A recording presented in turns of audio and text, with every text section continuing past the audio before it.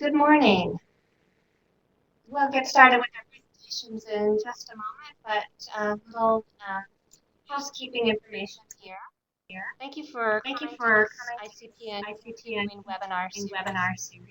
We are recording the session. Please, if you haven't done so already, type in with your name and if affiliated with an institution, the name of that institution, so we can have that information recorded.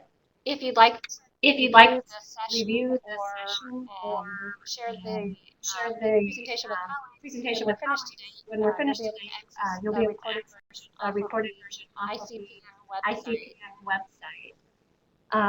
It's just about 10 o'clock.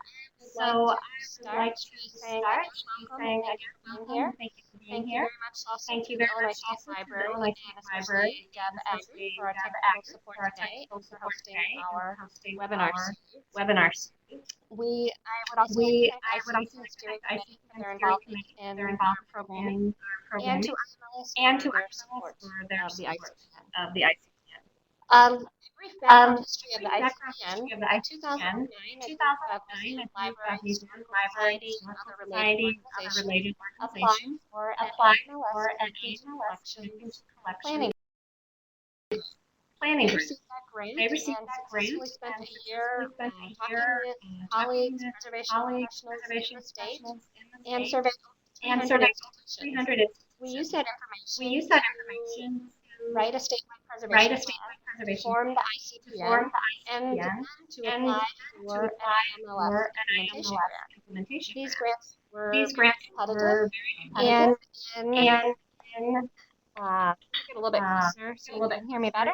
And in 2011, Illinois was one of only 6 states to receive an implementation grant. This is a 2-year grant, which will wind down in the middle of this year. We've spent this year growing the ICPN, starting this webinar series that you're a part of today. We had 5 disaster workshops that were held all across the state last year. We were very successful.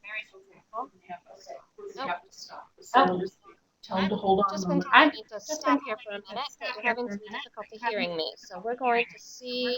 Okay, this is Deborah Agard at the Illinois State Library. How is my voice? Is this better? Getting an echo? Okay, just let me do some adjustments here. How is that now? Is that better? Okay, we had 2 microphones on with the camera. The microphone is in the camera. Great.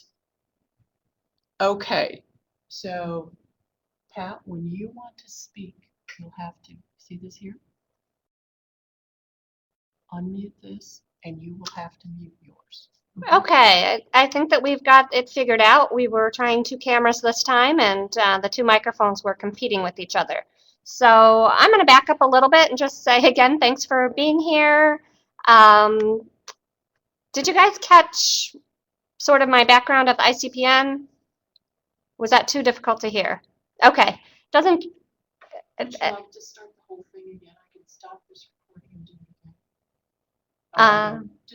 Yeah, I'm going to just carry on, but I'll go back and we'll regroup here and get everyone up to speed here. Thank you for being here. If you haven't already, please type in your name and if you're affiliated with an institution, what institution you're with. This session is being recorded, and that way we'll have your information recorded, and you can access this and share it with colleagues when we're done here today. It will be available on our website. Thank you to the Illinois State Library for hosting our webinar series, including this one, and especially, as we've just witnessed, Deb Aggart's great help in our technical assistance in presenting these webinars. I would also like to thank the ICPN Steering Committee for their support of the project and to IMLS for their generous funding. I would like to share with you a brief history of the ICPN. In 2009, a group of museum, library, and preservation professionals from related institutions applied for an IMLS Connecting to Collections Planning grant. We received that grant and spent a year talking with colleagues at various institutions, and we surveyed over 300 Illinois institutions. We asked you what your needs were for preservation of your collections, and got a great response, and used that information to write a statewide preservation plan, form the Illinois Collections Preservation Network, and eventually apply for an implementation grant through Connecting to Collections. In 2011, Illinois was one of only 6 states to receive one of these 2-year grants. We're currently towards the end of that grant. The grant will end at May of this year. We've spent the last year and a half developing programming. Some of you may have attended our very successful disaster workshops that were held last year throughout the entire state. And this webinar series, hopefully you've been able to attend these, and some other programming that we have that I'll tell you about at the end of this webinar. And now I have the great pleasure of introducing our 2 speakers for today's webinar, Funding for Collections Preservation. Our first speaker will be Patricia Miller, who is the Executive Director of the Illinois Heritage Association. Patricia is a steering committee partner in the ICPN project, both in the planning grant and the implementation grant. She has been a critical member of the ICPN project and was a presenter and organizer at each of the 5 disaster workshops that we sponsored last year. Patricia has successfully applied for many grants. She has reviewed numerous grant applications and requires each of her graduate students at Eastern Illinois University to write a grant proposal for a small museum or other nonprofit. Our second speaker today will be Dr. Bonnie Stiles. Dr. Stiles is the director of the Illinois State Museum System, including the museum's Research and Collections Center, which houses over 12.5 million cultural and natural heritage collections. Dr. Stiles is the co-director of the ICPN Planning and Implementation Grant projects. She has overseen large-scale conservation surveys, conservation treatments, and collection improvement grants. She has received numerous grants from IMLS, NEH, and NSF, and has served as a peer reviewer for all 3 programs and on review panels for IMLS and NSF. Dr. Stiles serves on and is the immediate past chair of the American Alliance of Museums Accreditation Commission. I encourage you to type in any questions that you may have during the webinar today, and we will answer.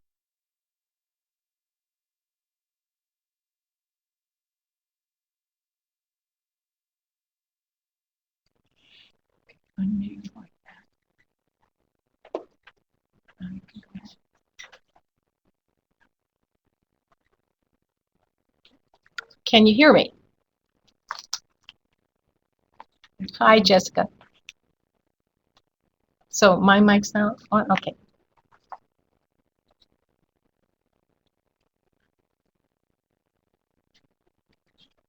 We're going to start with some basic grant tips. These are mostly common sense. First of all, where to look. There are both government and non-government grants. Government grants have a lot of regulations to follow. And even your state organizations may have ties to national ones. Non-government organizations can also have ties to government, so you have to look to the source of the funding. A lot of communities have community foundations. These may have restricted kinds of grants, such as United Fund, but there also are grants that would be unrestricted as well, although they'll have certain criteria that you still have to follow. And look for private foundations. They have their own idiosyncrasies, but are good sources for grants, especially smaller ones.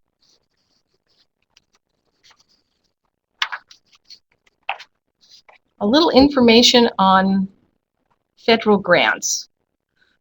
You will need a federal identification number. That's your EIN number, and you probably have that already. When you fill that out, you'll find that museums fall in other, and there are other categories for nonprofit corporations. Federal grant applications may ask for your EIN, and even some state forms will require it. For a federal grant, you're also going to need a DUNS number. This is the Data Universal Numbering System. It's a unique number that you get by going online. It's maintained by Dun & Bradstreet, and you have to now have a DUNS number in order to get a federal grant.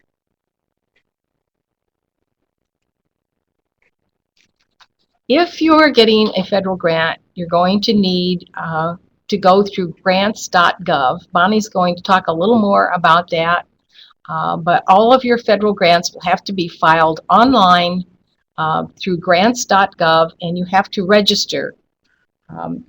It's rather complicated to register, and it can take several days, so don't leave it off till the end. You have to go through several steps, and you may find at the bottom here we've listed support at grants.gov. You might need that, but the best support you can get is to find somebody that has been through this before and try to get them to help you. Once you've done it, it becomes a lot easier. Now, observe the pretzel factor. That is to say, do not bend yourself into a pretzel to try to conform to federal regulations and ideas of grants that might be fun to do. Look for something that meets your own needs.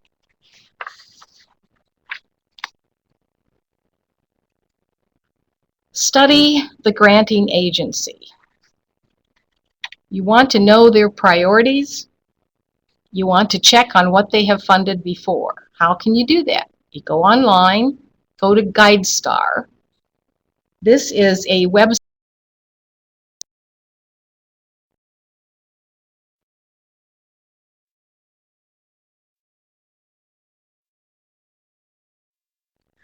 part of GuideStar's services charge a fee, but really what you need you can get for free, and what you want to look for is an organization's 990 report. Tax-exempt organizations must turn in a 990 report every year. Used to be you had to have an income of $25,000 to be required to send in a 990, but that is not true anymore. Even small organizations have to do it. So you can go online and you can find out financial information about any tax-exempt organization. This has to be filed annually. You can also look at the website of the granting agency, and if possible, you can get a sample grant proposal. Those are very helpful. Then you want to check the hours of operation that may be required. You maybe have to be open a number of hours, certain number of hours per year. You may be required to have a full-time staff person or the equivalent. They're very generous about the equivalent, and even all volunteer organizations may be able to meet this requirement if they have volunteers that serve in the same number of hours that a paid person might. And then you may be required to prove your tax exemption. This is where a lot of organizations go wrong. Take a look at this form. Up at the top, you see it says Illinois Department of Revenue. It might say Iowa, it might say Michigan. But the key is that there's a state name, and if you look down towards the bottom, there is an expiration date. This is your state sales tax exemption. Nice to have if you want to go out and buy lumber. Not going to help you with a grant. This is the form you need to turn in for a grant. Up at the top where it says Internal Revenue Service, that's the IRS. That has to be on this form. And if you look down farther, you're going to probably see 501c3. That's likely the kind of organization, tax-exempt organization that you would qualify under. Next, you want to check the deadline. This can change. Don't assume that because you have filed for an application before that the deadline is the same. So first thing is find out when it has to be due and then work backwards from that deadline. And one of the key things to look at is, does that mean postmarked or delivered? Big difference. So get your ducks in a row. Gather information long before you intend to send in a grant application. How many school children have you served? What was the visitation in a year? What kind of awards might you have gotten? What kind of collaborations have you entered in? They especially want to know quantifiable information.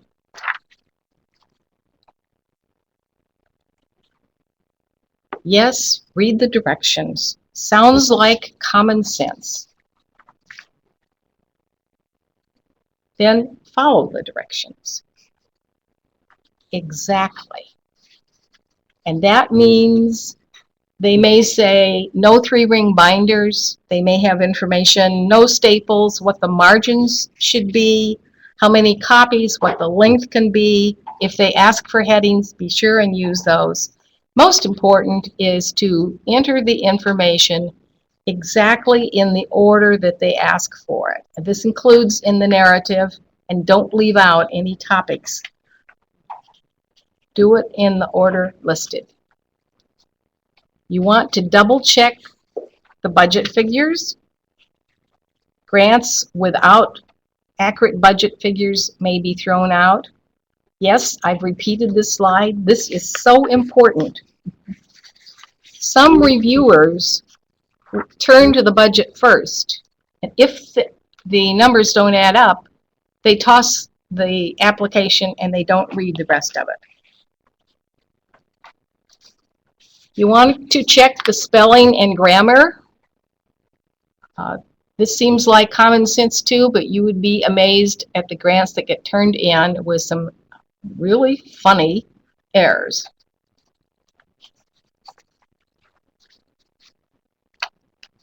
This is an example of what you don't want to do. So skip the buzzwords. Be sure and spell things out that may be perfectly obvious to you, like the American Alliance of Museums, the Illinois Association of Museums, the Illinois State Archives. Spell out anything that might be a problem. You don't need to spell out IRS. Get an outside reader, preferably someone who is not too familiar with your organization. It's amazing what they can come up with that you think makes sense, but might not to them. And it's very hard to proof your own writing. Show how you meet the criteria. You want to show that you're going to be a successful project, and you must convince the reviewer that your project will not fail. That is the death knell. You also want to show that your project will be sustainable. What will happen after the grant? If more funds are needed, how will you raise them? The Institute of Museum and Library Services is a stickler on this one. Plan to submit the grant ahead of the deadline. Nothing to it. Always make a complete copy for yourself of the very, very final version. This sounds again like common sense, but believe me, it doesn't always get done. After you've turned it in, it's important to get feedback. If you can do it beforehand and get some advice from program officers, that's a great thing. But afterwards, it's really important to get feedback, even if you don't get the grant, or even if you do get the grant, so that you can learn for next time. When you're asked, serve as a grant reviewer. It's good training, and it's always good to get back to the field. We have found at the Illinois Heritage Association that collaboration is a wonderful opportunity for us. We're a small organization, and you can often collaborate with a larger organization. You can get bigger grants that way, and it's a very collegial opportunity. Persevere, even if you don't get the grant. Even professional grant writers do not get their grants every single time. Good luck.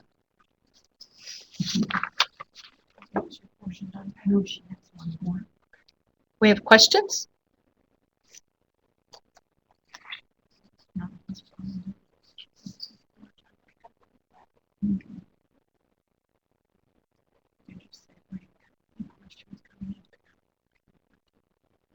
Should we go on to the next one? Or we have some questions?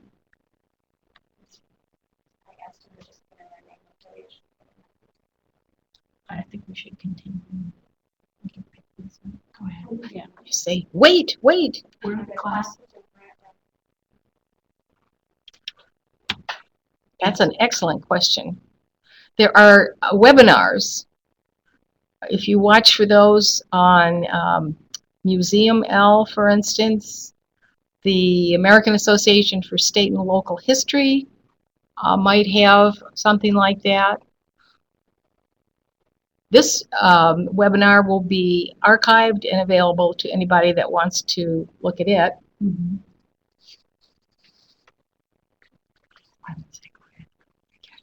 Okay, we're going to go on to the next section.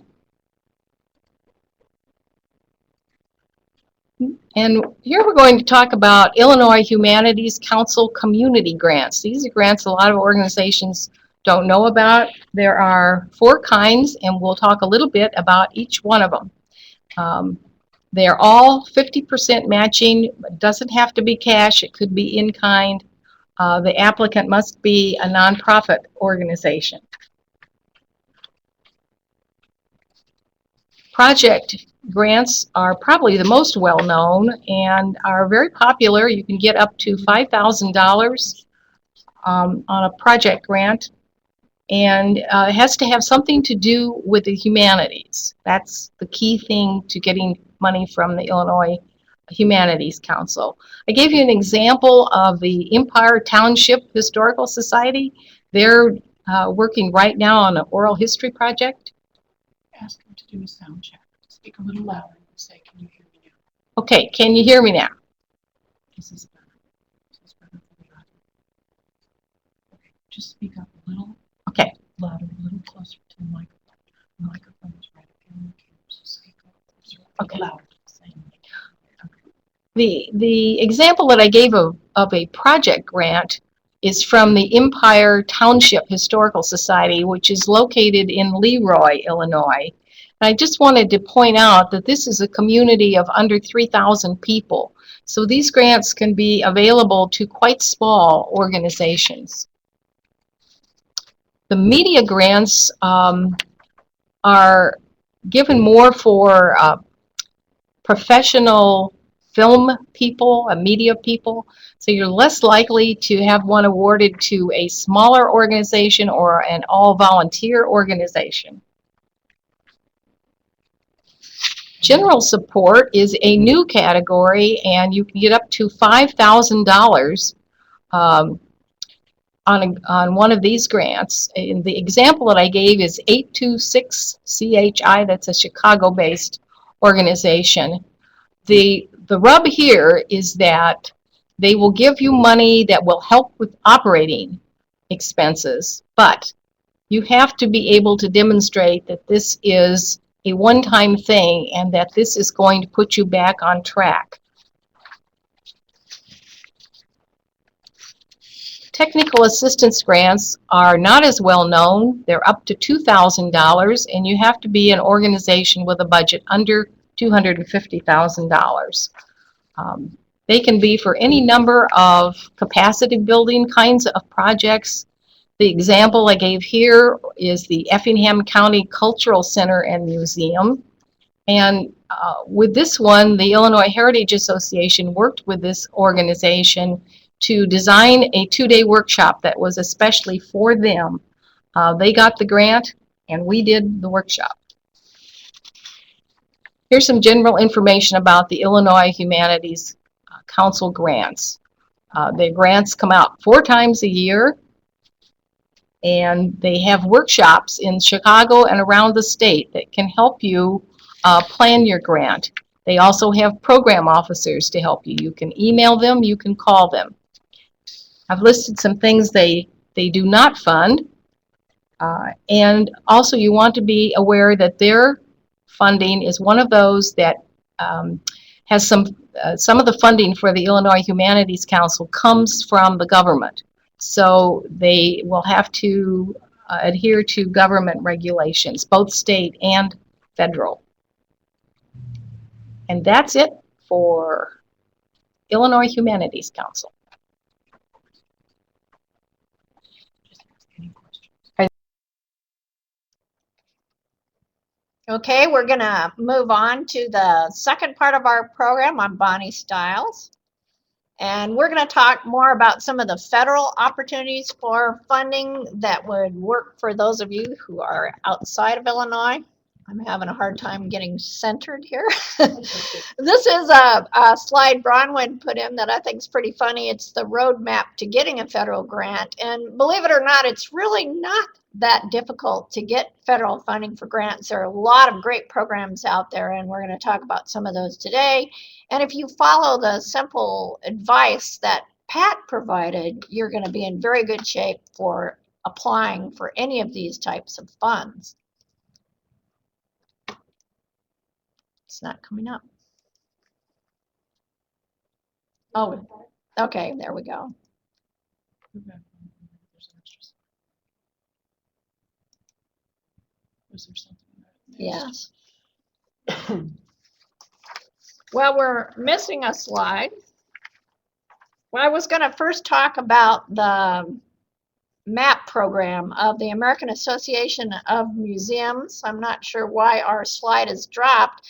You can actually find the information on the MAP program by just going to any browser and typing in American Alliance of Museums, and under assessments it'll come up, the MAP program.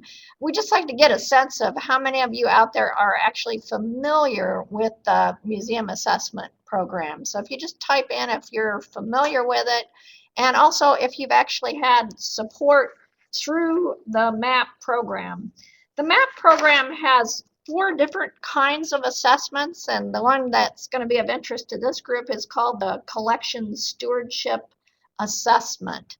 And it's a wonderful program that's open to all kinds of museums. We've got a slide up there now showing the kinds of museums that are eligible for MAP grants. And these are used by museums from the smallest museums out there to the largest museums. So very useful assessments for museums of all sizes. All you have to do is have one full-time professional staff member, and it can be a paid or an unpaid staff member. And you have to be organized on a permanent basis for education or aesthetic purposes. And you have to use care for and exhibit tangible objects for the public. And their requirement is that you have to be open to the public, your exhibits for at least 90 days a year. So not real tight qualifications there. Criteria for museums participating in MAP: you have to be a unit of state or local government or a private nonprofit. And you do have to be located in the U.S. or the U.S. territories. Now, the Collection Stewardship Program is absolutely a fantastic resource for a museum of any size, and it's particularly good for a museum that wants some guidance on how to proceed with collection improvement. And what it'll do is fund a peer review of your collections policies and management practices, any legal, ethical, and safety issues related to collections, documentation of collections, so anything from cataloging to digitization, inventory of collections, very base level inventory, and emergency planning. So you can actually have a peer reviewer come in and look at these issues for you.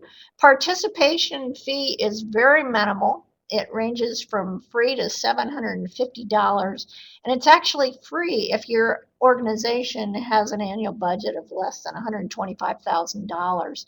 You apply online through the American Association of Museums website, and it's actually a non-competitive program. So how can you beat that?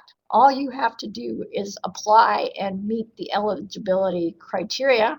They have deadlines twice a year, but as Pat noted in her presentation, always check the website for the current deadlines because those deadlines do change from time to time. So now I want to talk a little bit about the Institute of Museum and Library Services and Heritage Preservation's Conservation Assessment Program. So we'd like to find out how many of you are actually familiar with this program. So if you just type in if you're familiar with the program, and especially if you've gotten any support through the CAP program. This one you apply online through Heritage Preservation, and the website address is shown there. Conservation assessment projects like MAP projects are tremendous. They actually will fund a general conservation assessment of your collections, your environmental conditions in your storage areas and your facilities itself. It'll fund a 2-day site visit by a conservator, and you end up with a report that identifies your conservation priorities. And that's the beauty of the MAP and the CAP programs. For very little expense, you end up with a very fine report with solid recommendations for how you need to proceed, and then you can use that actually as support for getting funding to actually implement a collections project. So these are tremendous programs. For eligibility for CAP, qualified museums, again, you have to be open and exhibit to the public, but eat at least 90 days per year. There is a cost for this program, but as you can see, it's quite minimal, and you can raise support in your community for $430 to a maximum cost of only a little over $1,000 to have a 2-day visit by a conservator, which is really phenomenal. The deadline currently is January 15th, so we've just passed the deadline for this current year. But again, check the website to see when your next deadline is. Now I want to move into one of the major programs for funding museum and library collections. That's the Institute of Museum and Library Services. And the program now that's funding collection support is the new, relatively new Museums for America program. And they have a series of grant categories. You can see here it's divided onto 3 major tracks: the learning experiences, community anchors, and collection stewardship. And that collection stewardship track is actually where the old conservation support programs used to be. Those were the conservation surveys and treatment projects. So again, we'd like to hear from you if you've had IMLS support in the past through the old conservation treatment or survey program. And if you've applied for one, the first round of grants for this new structure just went in January, so you missed the most recent deadline, but it'll be coming up again. So again, this is the new program within Museums for America for collections support. Now, the goal for the Museum America program is to strengthen a museum's ability to really serve the public, and it has to be high priority activities, and it has to advance your mission plan and strategic goals and objectives. And I think I saw someone asking, to get monies for IMLS, do you have to have a strategic plan? And I would say the answer to that is a definitive yes. Because one of the things they're going to be looking for is, are you fulfilling critical goals to your institution? Are you furthering important areas in your mission?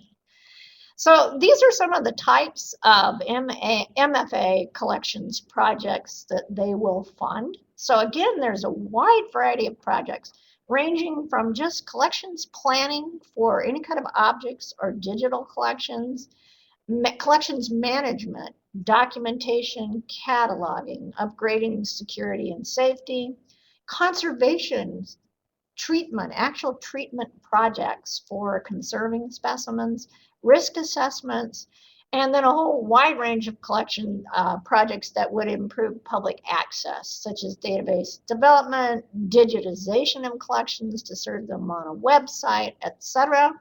And then actually development of digital collections and tools. So a wide range of projects that are eligible for funding through MFA. The imperatives for a successful project, it has to advance goals in your approved strategic plan. And that strategic plan has to be approved by whoever your governing authority is. If you have a board or if you have a parent organization, they have to have approved that plan. It has to benefit the public by really improving their access to your collections, and it has to be a sustainable project.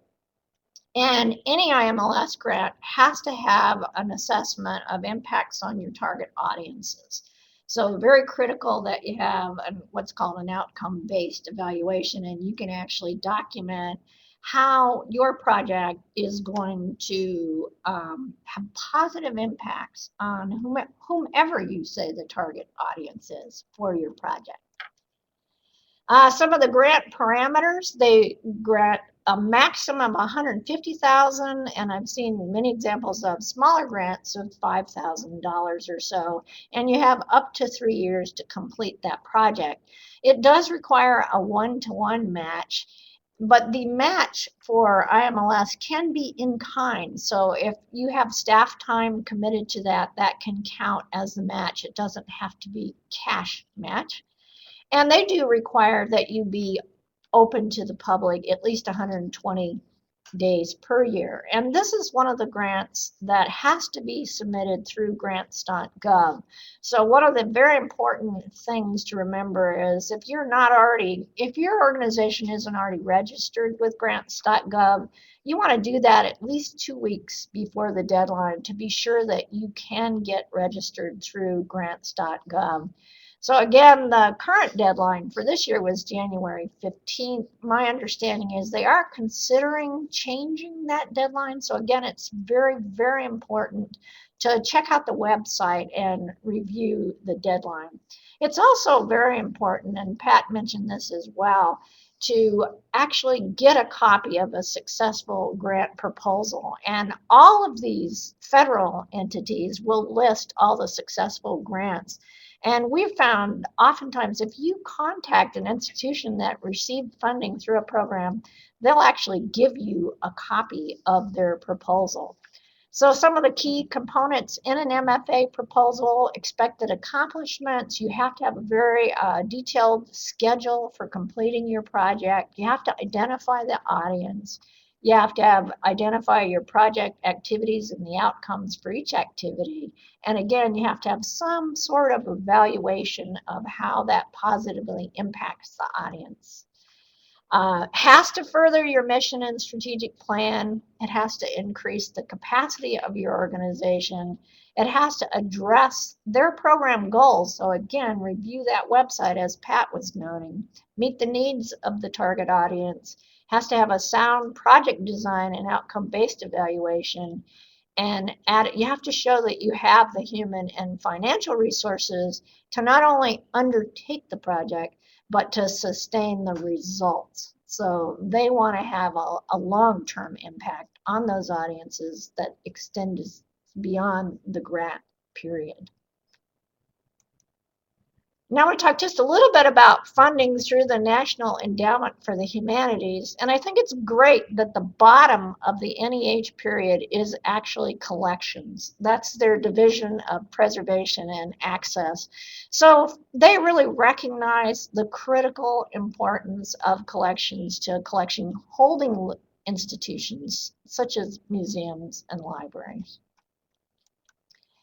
There are a number of programs through NEH, and I've listed on this slide all the programs that will actually provide funding for collections.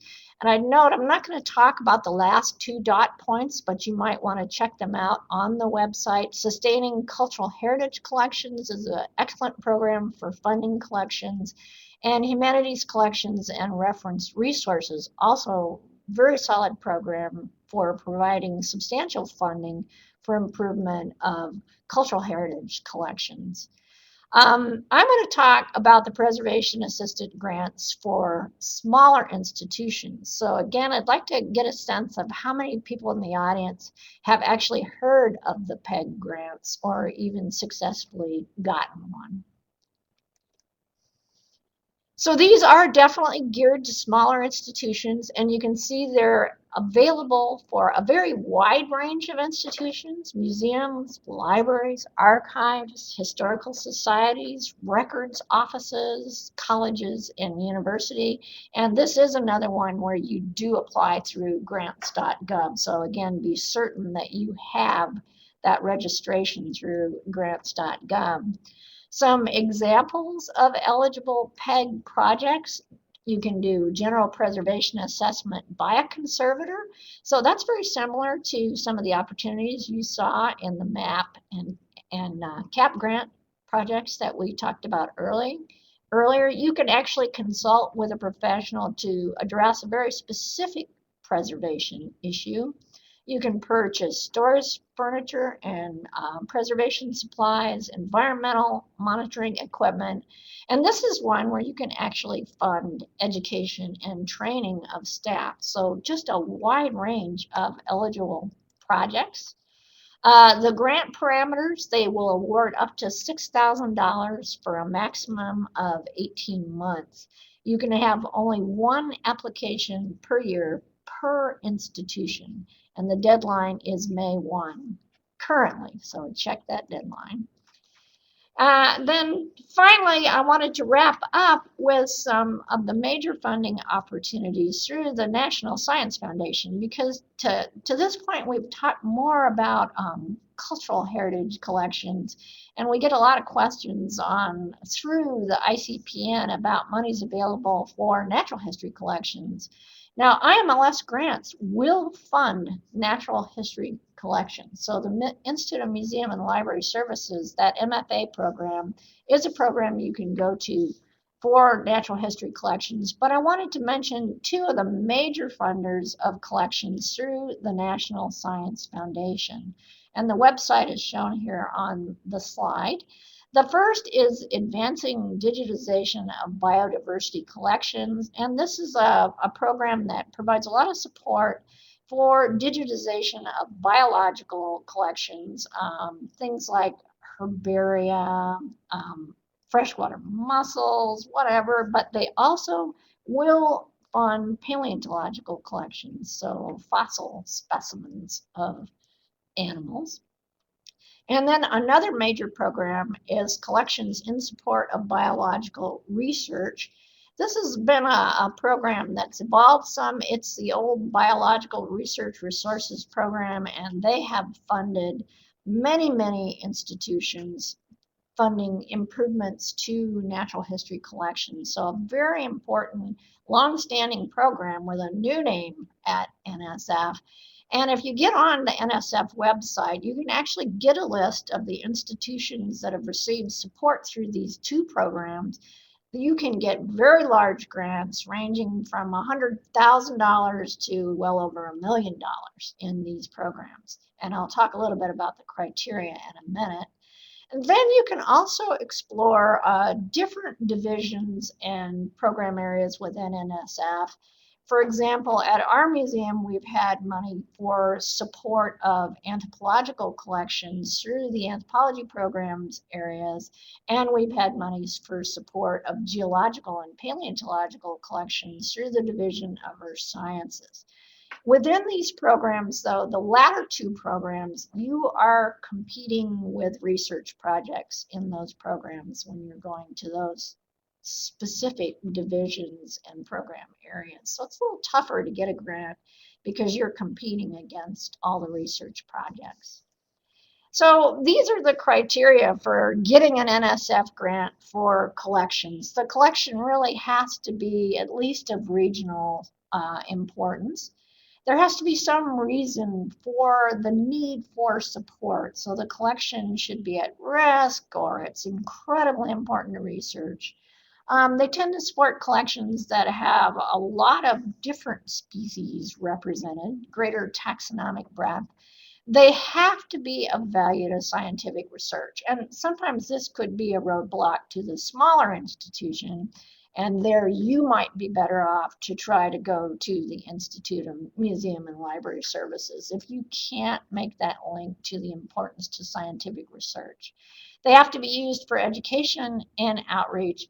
And like all the funders, it has to be a sustainable project. So whatever you do, you have to be able to sustain the benefits of that project, and you have to have a collections management plan. So that really covers the federal funding projects that we wanted to talk about. So we have some questions here that have been shown to us, and we'll address some of those. There's a question about funding for appraisals. Pat might have a different take on that, but I am actually not aware of a funding source that would fund appraisals. I'm not either. Yeah. And you know, most museums will actually not appraise objects. That's usually part of our ethics statement.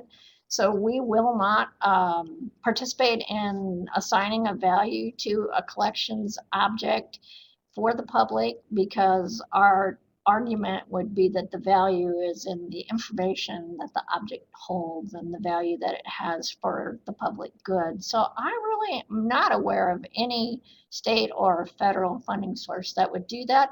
I do understand the need, though. I mean, oftentimes when collections are loaned out for exhibitions, you have to insure them, so you need to have an appraised value.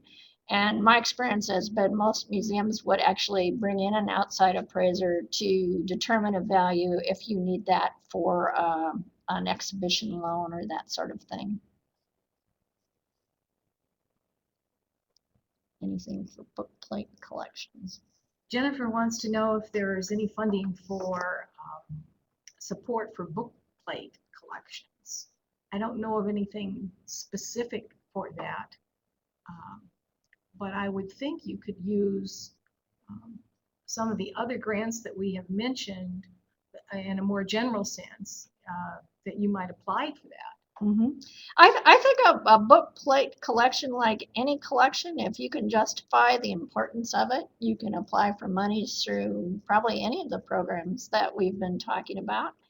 We also have a question about costume collections, and certainly same answer there. If you can justify the importance of that collection to your institution and your audience, it's certainly eligible for funding. You wouldn't want to go to NSF, but you could certainly get funding through NEH or through IMLS. So I think there's certainly funding available for costume collections. Either the book plate collections or the costume collections might be something that you could work into a preservation assistance grant that Bonnie described. We also had a question from Eve about whether that grant was worth it for the amount. It's a up to $6,000 grant, and it has the attraction of being no match. Also, you can use that grant, the PAG grant from NEH, to go back for an implementation grant after you've had this initial grant. So it can also actually be a two-step process. Okay, we have a question. Is it only the parent organization that must register, or each individual site? And I would say that would depend on how your institution is organized. And I can give an example for our Illinois State Museum system, because I think this question relates to our system. We have multiple facilities, but we have one parent organization, and we actually pursue grants through our foundation. And so for any grant that we would submit, it's actually our foundation that's registered with grants.gov. And regardless of which of our facilities is applying for a grant, it's going to be registered and submitted through that foundation. And you have to have sign off from your authorized institutional official. So that for our foundation is the executive secretary of that foundation. If you're applying through a parent organization, It might be the chairman of the board. It might be a director of your organization. So I think it's going to depend on how your institution is organized and how they manage their grants. It would depend also if you were a university-based organization. So Jennifer, if you want more information, give us a little more information about your own situation. Then we have a question: how do you assess impact for a digital collection or for conservation? And for the projects that we've submitted at the Illinois State Museum through IMLS or NSF or any of those funding programs, NEH, we oftentimes provide some funding for an external evaluator that would actually help you develop your assessment plan, your evaluation plan for how you're going to improve, and some examples for how conservation would positively impact your audience. It might allow you to just include things in exhibits that you weren't able to include because they were in too poor of a condition. Any of the digitization projects improve public access to your collections because you can then serve those images on your website, and literally thousands and thousands of people can see them beyond the people that would see them who came to your institution. So you just look for those ways that you're going to increase public access through whatever you're doing. I think that's always very important with any of these grant guidelines. And I think it's fairly easy to do once you sit down and start thinking about how would digitizing this collection help our audience? How would conservation help our audience? With digitizing also, it means that you don't have to handle things as much. So that if you're planning an exhibit, you can call up, say you want to do a quilt exhibit, you could call up images of all of the quilts in your collection without going in and actually taking them out of boxes and examining them. We have a question of what is the current federally hourly rate for in-kind calculations? And I would say that, when we do in-kind match, we base that contribution based on what that individual salary actually is. So we're not using some formula of a magic federal rate. So in other words, if let's say you're conserving a history collection and your curator of history is going to play a major role in that project, they're going to contribute 25% of their time. We actually figure that contribution based on what their actual salary is. Other questions? We have one about from Deborah asking, we are starting from the beginning. What kind of a grant should we apply for a consultant?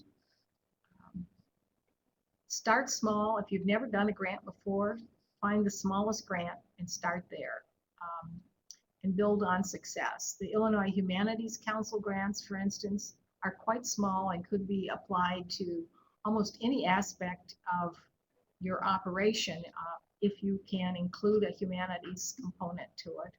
The MAP grants are also good, I think, a good place to start, especially the organizational map, which is a general overview of all of your operations. So those would be two that I would think of. Yeah, it's unfortunate that the slide for the MAP program didn't come up. And, we'll have it up in the archive version somehow. So, but if you go to the American Alliance of Museums website and look at resources, you click on resources and then it'll say assessment programs and it'll take you directly to the MAP program. And I think Pat's right, that's a tremendous program. It's widely used in the collections arena, really just to bring in a collections expert to look at your collections and make recommendations for where you should go. So I think maps are an absolute excellent starting place for someone who's really not clear what your focus should be with your collections. One thing about a map is it will help you prioritize what next steps to take, and that can be very helpful. I think when you're starting out, there's so many things that need to be done. It's hard to decide which to do first. Okay, then we have a hard one. Given the time required for a federal grant, is it more advisable for a small museum to apply for private foundation grants? I would say a small museum, I really push that you try the Illinois Humanities Council. If you're in your state, I saw someone ask a question, do other states have these? Virtually every state is going to have a state level humanity council that's going to offer some sort of support. So try that. Try the MAP and CAP programs because they're very low cost. They're not that difficult to apply for. Both of them, maps are applied directly. You bring up a Word document on the AAM website and you fill in the blanks. I think it's not that difficult. And they know that you need an outside help. That's why you're applying for the MAP or the CAP grant, is to get a peer reviewer to come in and help you. So I'm a big proponent of starting with those programs. I agree. Okay, we have one more. Do you include the value of benefits as well as stated salary rate when figuring in-kind value? Yes, you would, wouldn't you? Well, when we're calculating in-kind contributions, the kinds of things that we routinely put in would be time of our staff, and that's probably the major one. You can put in provision of equipment, especially, if your institution has some way of calculating how much it costs for you to provide a computer for a staff person for a long time just dedicated to this project. Some institutions will put in the office space that's dedicated to the project. What are some other things, Pat? Can you think of? Well, to back up a minute, if you are counting salary as a match, you would also include fringe benefits, though, wouldn't you? Yes. I think that was the intent of the question. Yeah, and you can put, is that the intent of the question? Yes, you can include your fringe benefits as well as your indirect on the salary as a contributed cost on a grant. And I think many institutions, most of the contributions are really coming from human investment in the project from your staff. I think that is all the questions that we have time for. And yes,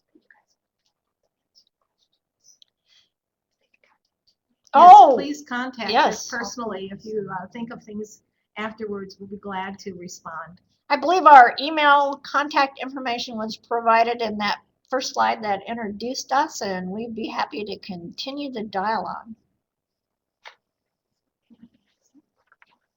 Oh, it's right in there. Okay. Hello, I'll slide back in here. Thank you so much to Bonnie and Pat for that great presentation. I can tell from all the questions that it's an area that there's a lot of details and a lot to know about it. And we've had two people with a lot of experience here today. So I hope that you are able to contact them in the future if you have questions. And I appreciate them being available to you for that. I have an exciting announcement that you're hearing first here today, right now. One of our final programming projects for the ICPN is this Fire Service Institute Burn Recovery Workshop. It's a one-day workshop. It will be held on May 2nd or 3rd, and I'm officially opening the registration now. It's very limited capacity based on the activities that happen in the space of the training room. We will meet with the Fire Services Institute. They will talk to us in the morning about working with fire professionals in the horrific event that you would need to work with them. But as we've said at all of our disaster planning workshops, it's better to be prepared for these situations and proactive. We'll spend the day hearing from conservators about salvage techniques and salvage materials. We'll hear from a commercial vendor about getting contracts ready before the event happens, again, being proactive and prepared.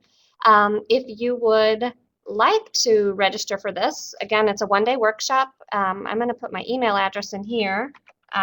Please contact me and let me know, and I'll sign you up. We have some funding available. for travel and even for hotel for those of our members that need to travel quite far. So please contact me. Let me know what day you'd like to register. We anticipate that these workshops are going to fill up, so I look forward to hearing from you on that. And a quick reminder that our next webinar will be on mold and insects in library museum collections, and that will be coordinated by or presented by Jennifer Hain-Tepper and Krista D.C. Quinn. And as we've seen in the past, they have very entertaining and informative webinars. So thank you again for attending today, and we look forward to hearing from you.